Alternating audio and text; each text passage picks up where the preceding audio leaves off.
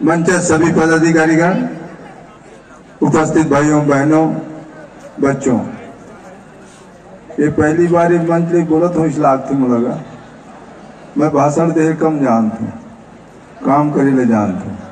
ठीक है, ये बतावा हमार मातो जी कत्ता बताई नहीं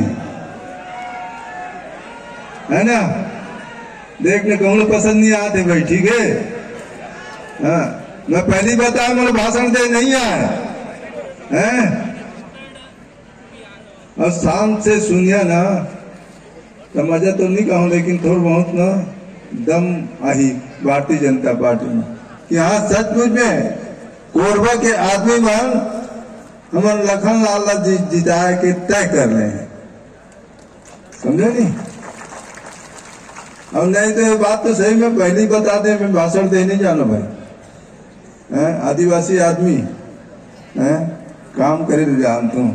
अभी भी बोला तो सुन लो, मैं जो विभाग में काम कर रहा हूँ, ये देश में एक जन मंत्री मिली तो मिली हूँ, विभाग लाओ अच्छा करे हूँ, मोर अच्छा करे हूँ। समझे नहीं?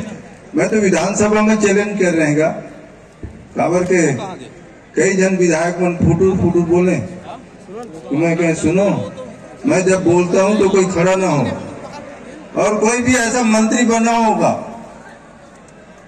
जो किसी भी देश के प्रदेश में मेरे अच्छा काम किया हो तो बताओ उसका नाम, मैं उसका चरण छूने जाऊंगा।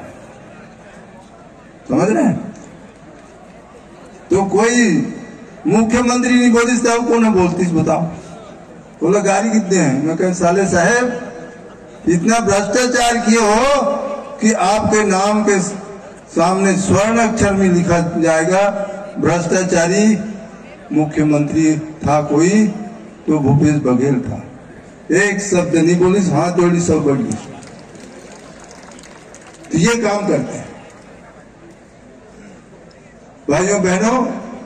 भारतीय जनता पार्टी ने जो भी जहां जहां भी काम किया है उसका आज भी क्या बोलते हैं कोई सानी नहीं, कोई नहीं कह सकता कि भारतीय जनता पार्टी बेईमानी किया। पेपर में भले कांग्रेसी लोग बोल देते रहे होंगे, लेकिन आज भी मैं बोलता हूं। अच्छा, हम सरकार नहीं बनी तो हमारे कारण नहीं बनी थी, अभी ये भी बता दूं आपको। मैं अमित शाह जी को बोला था हमारी सरकार नहीं बन रही है, चुनाव के 4-6 महीने पहले अगर मेरी बात को मान ली होते ना तो सरकार बनती। हमारे लोग, बुजुर्ग लोग या जो प्रमुख लोग थे हमेशा बोलते थे भाई हमको कोई पूछता नहीं।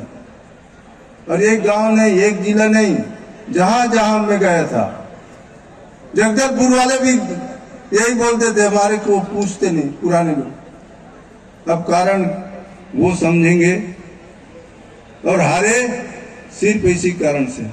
हम मंत्री बन गए थे तो अपने ही तरफ चलते थे, लोगों को पूछते नहीं थे। तो मैंने यही शाह जी को बताया था, खैर आप उनके सामने तो नहीं बोलूंगा कि उन्होंने ये बात ध्यान दिया होता तो हमारी सरकार नहीं जाती। हमारे ही लोग या तो काम नहीं किए, ये तो मैं नहीं बोलता, लेकिन कहीं न कहीं हमसे हमारे लोग ज्यादा हमसे नाराज थे। अब ये आप अध्ययन कीजिए, और आप भी इतना बड़ा कांग्रेस का कहीं मीटिंग नहीं हुआ होगा जो आप आए हैं, तो कैसे हारेंगे बताइए? अरे जितने आए हैं वही वोट देंगे तो हम जीतेंगे।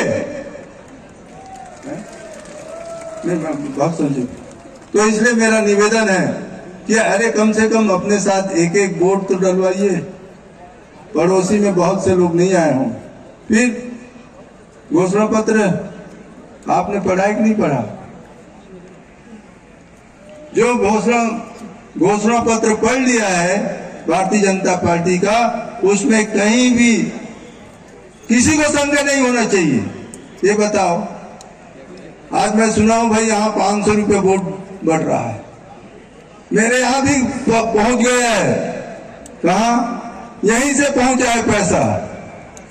प्रदेश से कितना है मैं नहीं जानता, लेकिन सब बोलते हैं यहाँ के विधायक, यहाँ के मंत्री वहां भी पैसा पहुंचा रहा है। पहुंचाओ भाई, माल है, माल छाने हो तो पहुंचाओ और खर्च करो। लेकिन ये खर्च बेईमानी का पैसा है, बेईमानी किया है, वो पैसा बांट रहा है। लेकिन मैं आपको बता रहा हूं, एक ऑफिसर को मैं बोला था इन्हीं के सरकार में, मैं कहा इतना भ्रष्टाचार मत करो।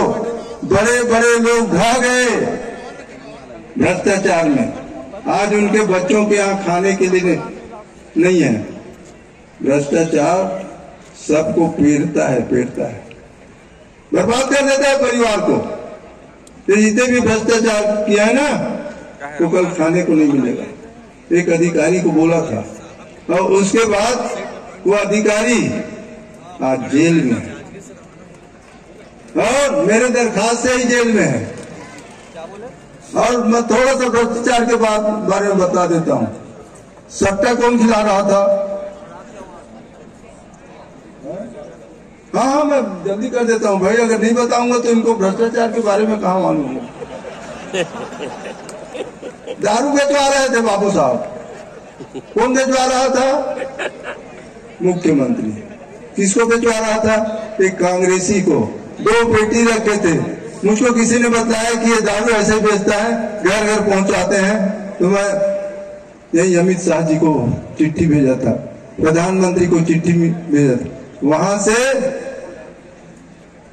ईडी, क्या बोलते हैं जी, ईडी ना, ईडी आया और 2000 करोड़ रुपए उनसे जब्त किया। वो अधिकारी और वो सेठ से, सेठ मतलब अग्रवाल नहीं है,